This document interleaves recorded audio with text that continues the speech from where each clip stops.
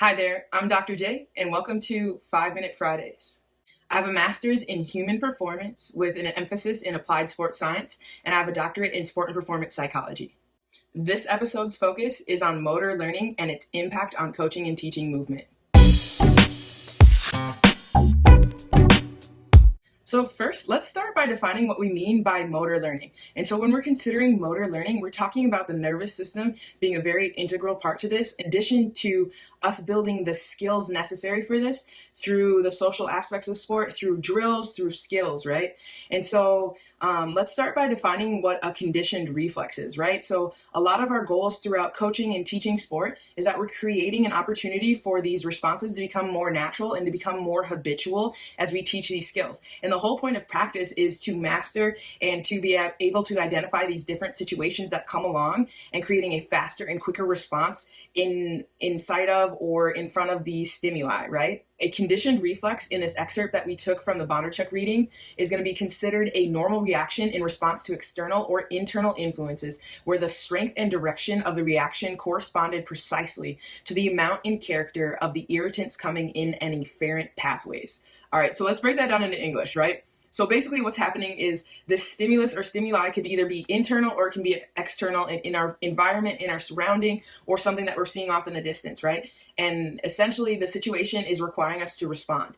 And this response needs to be matched with the level that this stimulus is coming to us, right? And so in learning how to handle these different situations and learning how to work through these situations, we're able to determine what is an appropriate response, right? And so when we look at sport, we're creating situations through these drills to teach this, right? But we're also trying to teach it to become a normalized part of sport play, but it needs to be at the level of the athlete that we're working at or the capability of what is possible, right? So our goal is going to be to think about this simplistically or foundationally, but that comes with the knowing that each one of these reflexes is really part of a much more complex system. And then how do we build on this and how do we use this to approach the way that we're coaching sport and the way that we're working with our athletes, right?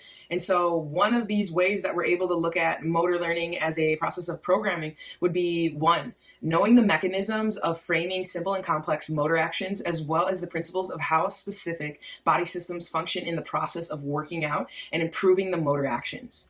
All right. Two, the selection of means, so that means whether we're general preparatory, specialized development, competitive, right?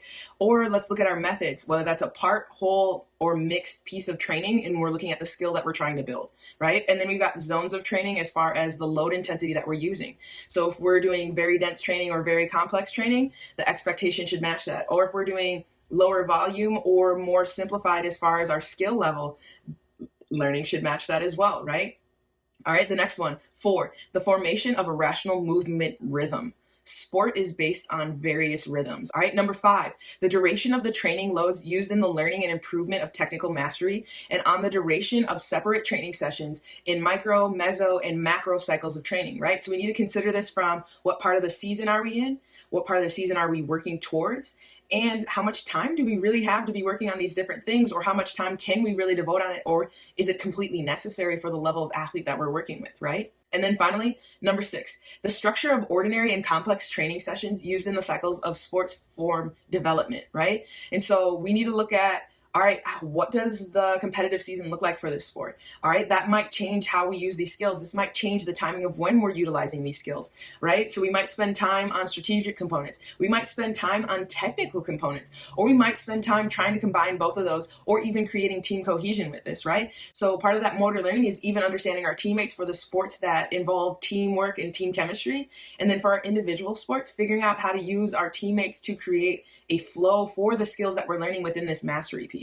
So if we're looking at the training year, or we're looking at the level of athlete that we're working with, start simple and then move towards complexities. So even though we are working on this conditioned reflex from a simple aspect when we're looking at like one skill per se, it's still a complex network of actions that are interacting in order for this even to be a possibility of an action that's happening externally, right? And so we're asking these athletes to take in this information, process it internally, and then give us an external result as part of our drilling and skilling, right? Then finally, as coaches and leaders, we need to know what our goals are for our athletes, but we also need to ask and recognize what goals our athletes have.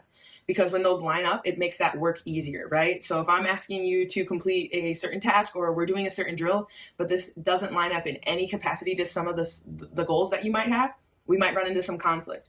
Or if the goal that I have for you is not realistic based on your starting point, we need to progress to those things, right? And we need to give time. That patience for the work to be done, for the work to take effect, is very important when we're looking at this motor learning piece, right? Once again, always be refined by the grind, and thank you for joining us on this 5-Minute Friday. Join us for our next 5-Minute Friday as we work through various types of goal setting.